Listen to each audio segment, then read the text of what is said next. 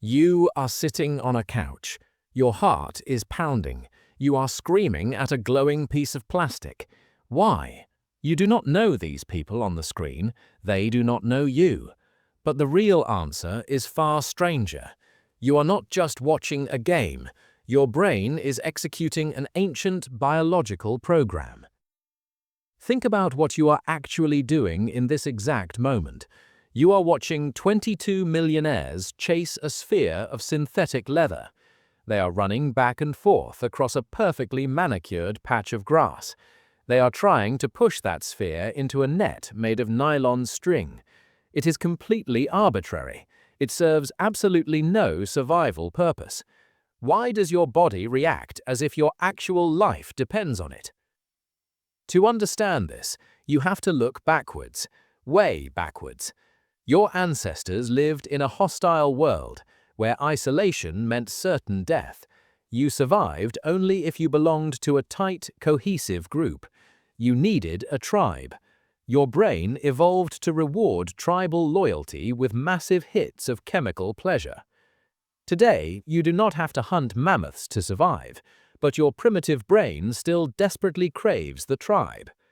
Enter the World Cup. It is the ultimate modern super-stimulus for your ancient social circuitry.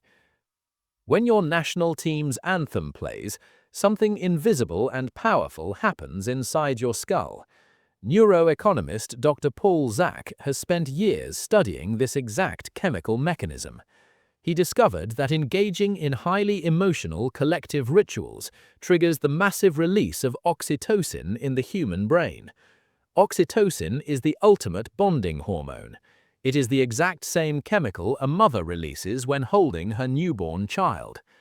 When the music swells and the players line up, your brain is physically flooding itself with trust and love for millions of strangers wearing the exact same colors as you. You feel deeply connected. You feel completely safe. Are you starting to see the illusion? But chemical bonding does not explain the physical panic. It does not explain why your palms sweat and your chest tightens when the opposing striker approaches the penalty box. For that, you need to understand the mirror neuron system. In the 1990s, neuroscientist Giacomo Rizzolotti made a startling discovery while studying the brains of macaque monkeys. He found that the exact same neurons fire when a primate performs an action as when it simply watches another primate perform that identical action. Humans have this exact same system, but ours is hyperactive and intensely sensitive. When you watch a player wind up for a crucial free kick, your motor cortex lights up like a Christmas tree. Your brain is literally simulating the complex muscle movements required to strike the ball. To your central nervous system, you are not sitting on the couch, you are out there on the pitch. Your brain physically does not know the difference between watching the game and playing the game. Your heart rate naturally spikes, your breathing gets incredibly shallow. You feel the ghost of the physical impact in your own legs. How many times have you phantom kicked the empty air in your living room while watching a match?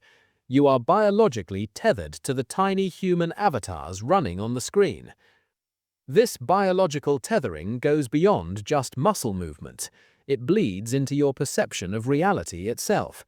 Have you ever noticed how obviously wrong the referee always seems to be when the call goes against your team? This is not just stubbornness. This is your amygdala hijacking your visual cortex. Your brain is physically altering what you see to protect the psychological safety of the tribe. You literally perceive a different reality than the fans of the opposing team. And then, the ball finally hits the back of the net. What happens next is absolute chemical anarchy. A massive tsunami of dopamine crashes through your brain's reward pathways. You throw your hands high in the air. You roar at the top of your lungs. You tightly hug the total stranger sitting next to you. You feel like you just achieved something monumental, but you did nothing. Psychologist Dr. Robert Cialdini coined a specific term for this bizarre phenomenon back in the 1970s. He called it burging, basking in reflected glory. Cialdini noticed a fascinating pattern in human behavior regarding sports. When a university football team won a game, the students were far more likely to wear school colors the very next day. When the team won, students proudly said, "We won." When the team lost, they distanced themselves and said they lost. Your ego temporarily merges with the collective identity of the team. The victory on the screen becomes your personal, deeply felt victory. Your self-esteem literally rises simply because someone else you do not know kicked a ball into a net.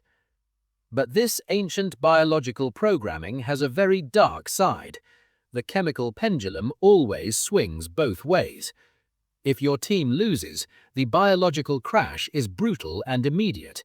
Your brain instantly cuts the dopamine supply. Cortisol, the primary stress hormone, floods your bloodstream in massive waves. You feel actual physical grief in your chest. You feel suddenly fatigued. You might even feel a profound, lingering sense of hopelessness. Your primitive lizard brain interprets the loss of this simulated tribal battle as a literal threat to your personal survival. The tribe looks weak. The predators are coming. You are in severe danger. It takes hours and sometimes even days for your neurochemistry to fully return to its normal baseline. You experience a literal chemical withdrawal. During the tournament, your brain is sustained by a continuous dripping IV of anticipation and reward. You map your entire schedule around 90-minute blocks of time. Your daily anxieties are temporarily paused. The terrifying complexity of modern life is reduced to a beautifully simple binary outcome: win or lose, survive or perish. When the tournament ends, that structure vanishes. The dopamine drip is violently removed. This is why the day after the final match feels so incredibly hollow. Your brain is experiencing an acute neurochemical hangover. Yet, 4 years later, you willingly come back for more. You eagerly subject yourself to this exhausting emotional roller coaster all over again. Why do you do it? Because in a modern, digital world that is increasingly lonely, fractured, and isolated, the World Cup offers something incredibly rare and precious. It offers a fleeting moment of true global synchronization. For 90 minutes, you are part of a massive, shared human consciousness. You are experiencing the exact same chemical highs and agonizing lows as billions of other human beings at the exact same millisecond in time. You are participating in the largest synchronized neurological event in human history. It is not really about the grass. It is not really about the net. It is about the deeply human, inescapable need to feel part of something vastly larger than yourself.